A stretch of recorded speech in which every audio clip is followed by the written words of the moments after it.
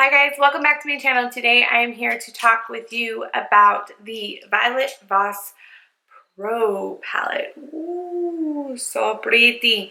So this is going to officially, it had a quick release for people that just saw it. I guess it was an early release before the iMatte. It will officially be releasing February 24th.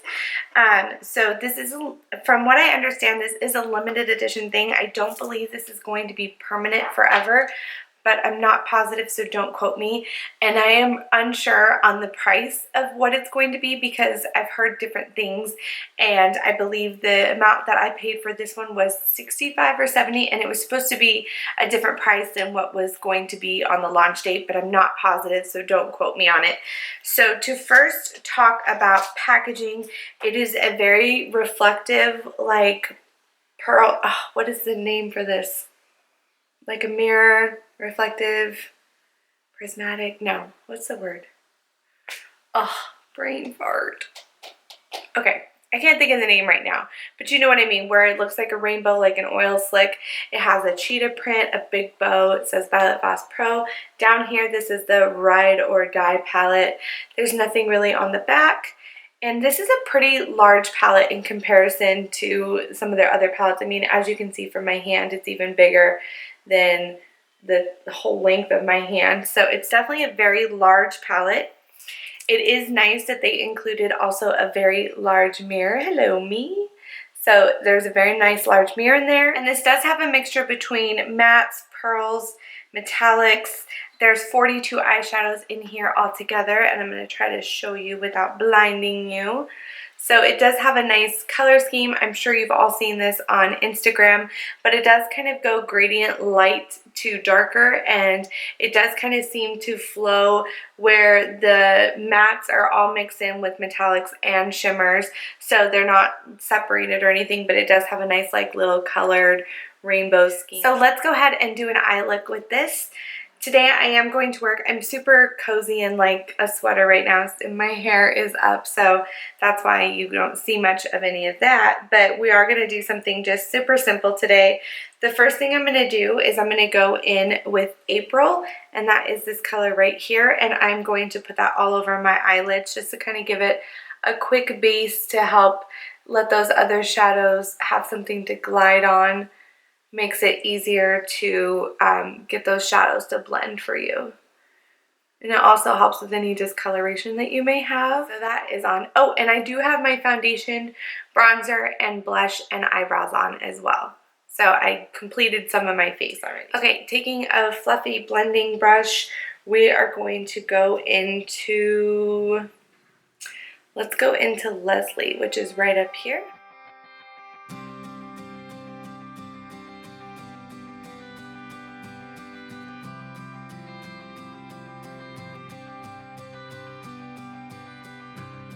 Okay, so just a mild little transition color with that one. And then we're going to go into, I think today I'm going to kind of do like, not like a cranberry, but kind of like a pinky cranberry. So let's go ahead and go into Ashley, which is down here, this one, right here. Actually, now that I see it in the light, yeah, we're going to go into Ashley. And kind of put that down as a transition as well. It's just a little bit darker of a transition.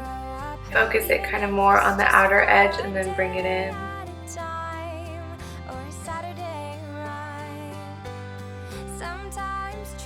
There's a little bit more of a pinky warm tone to it.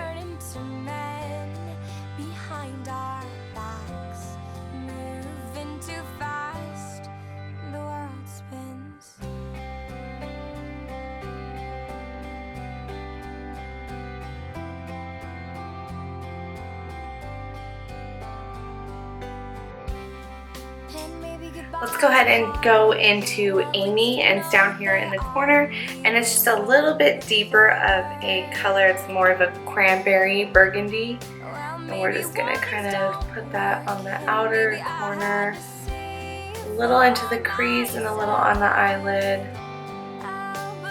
Just place that color, and then we'll blend it in.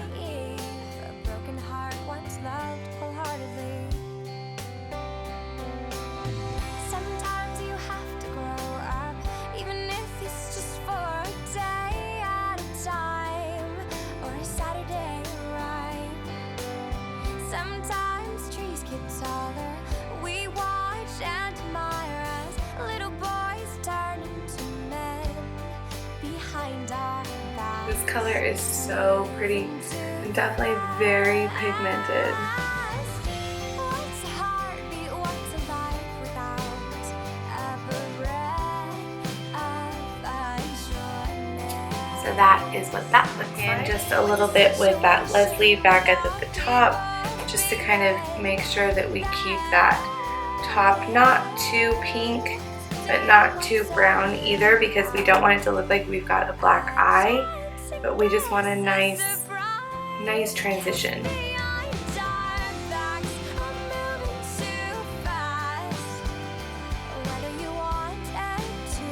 Into Andrea and put that on the outer V on my lid. Just kind of pack that on.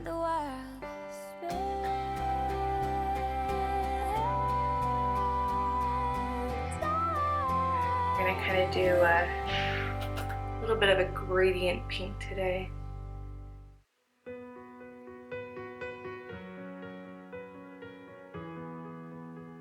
I'm going to take a little bit stiffer of a brush. Not much of that came off on there. A little bit of it did, but not much.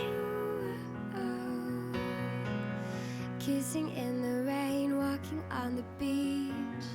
I can see it now, almost happening. And then let's go into, there's this color, Allison and Emma, that are so pretty. They have like a shift to them. One is more of like a pinky shift and one's more of a golden shift. So pretty. So I think we're gonna go into Allison. We're gonna go into Allison with my finger and kind of put that on the center of the lid. Just like that. Kind of give it like a pretty, almost like a pinky, orangey champagne look to it, but I think on the eyes you see more of the pink than the orange.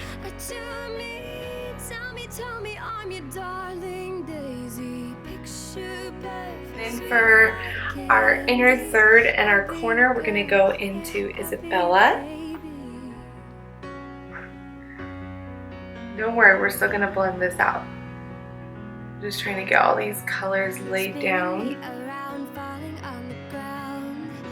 This Isabella is a very pretty shimmer, like champagne shade.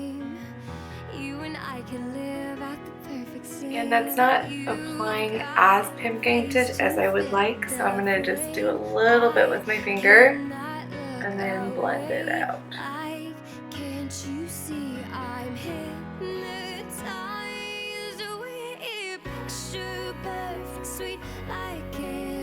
And I'm going to put just a little bit more of that Andrea on the outer V. I know everybody does not always like to use their fingers, but sometimes I find that with these very metallic shades, I find that it just gives you such a better pigment payoff. Like, I'm sure if you used a super flat shader brush, like Makeup Geek came out with one, but I don't know where mine is right now, or I would probably use it to see if it helps. But it's like a super packed little brush, and it does kind of help with that. So you could use that too. Okay, so we're gonna just blend this out on the top a little bit more. I'm gonna go into Michelle with it, which is this very white. Stick that right up at the top as a brow bone highlight. That was very white.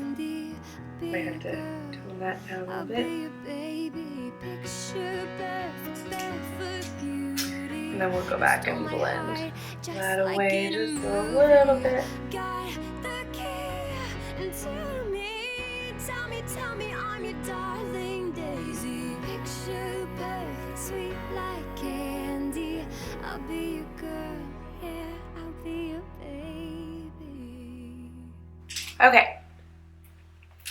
So that is our look. I'm going to finish the eyes with some eyeliner, mascara, and then maybe we'll do a little bit of smoking in the bottom. I'll be right back. Okay, so my overall thoughts on this palette after using it a couple times, swatching it a lot, is that some of them I feel like you're either going to need a very stiff small shader brush in order to get that pigment of any of the metallics and glitters on your eyes. I think the mattes blend out very nicely. I think they're all highly pigmented. I just think that the pigmentation is just a little bit better when you use your finger or a very stiff flat shader brush in order to pack that pigment on there. Maybe even use a setting spray to wet it so that it just kind of packs that on there, if you know what I mean. But I only have one other Violet Voss palette. I have the Holy Grail palette. The Holy Grail palette, in my opinion, is just a little bit better in ease of use and blendability. But that being said, I still think that this is an amazing palette. And if you can get your hands on it, I know it's a big price tag, but you do get a lot of options. You do get a lot of shadows. I feel like you can really achieve a lot of different looks. Even if one day you want to play some funky colors and do like a little bit of green, there's this Paula color that has a green yellow shift to it that is very pretty. So there's just some really unique colors in here, and there's a lot of normal colors too. So I feel like this palette would really inspire a lot of people.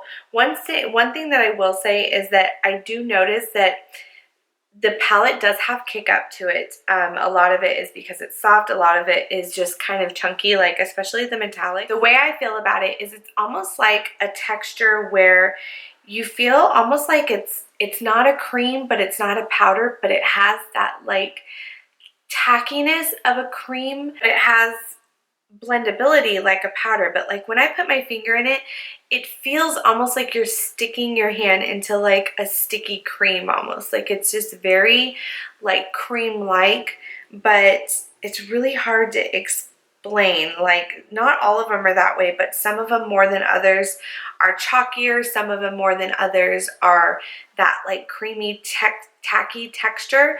So I'll do a few swatches here for you of some of the metallics so that you can see, but see how some of them are building up a little bit of texture and a little bit of chalkiness. Just kind of what I see overall with the palette is that some of them are just a little bit more on the chunky side and a little bit more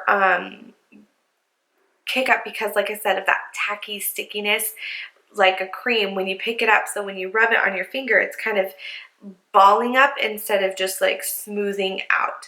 So if you were to compare these like to a Makeup Geek foiled eyeshadow, I think the Makeup Geek shadows are much better in my opinion, but I still think that this is a great palette. I hope that makes sense because it's not that it's bad, it's just something that you need to work with. And like I said, I feel that you definitely either need to use your finger or find a flat shader brush that can handle picking up the pigment to then be able to place it on your eye and get that same kind of intense pigment. Because when I used the brush, I felt that it just kind of laid a few glitters on there. It didn't really pack on that pigment that you want to see when you use a metallic eyeshadow.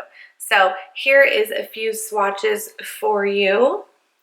Some of the lighter, more metallic colors here, some of the darker ones.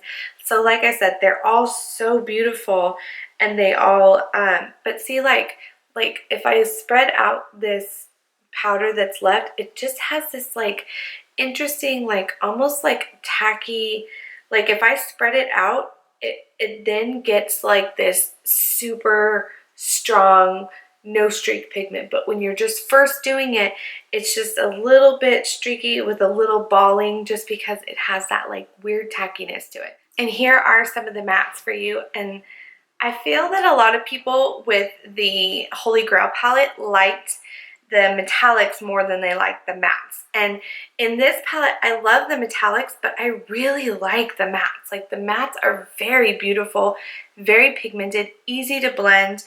Like I feel like they did a really great job with the mattes, and I think there's definitely a great variety between transition and, you know, it has those oranges, reds that everybody's looking for right now. You have some cooler tones. Like they did a really great job. It's just the ones that are more of like the glitter pigment that are just a little bit of that tacky, interesting texture. I don't even know how to fully explain it, but it's still a very good palette.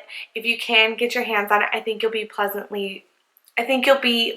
with it. So I hope you all enjoyed this review of the Ride or Die Violet Voss Pro palette. Thank you all so much for watching. I really hope that you have a great day. If you are not subscribed, please subscribe down below and give this video a thumbs up if you like reviews and demos from me, and I will see you all in my next video. Bye guys!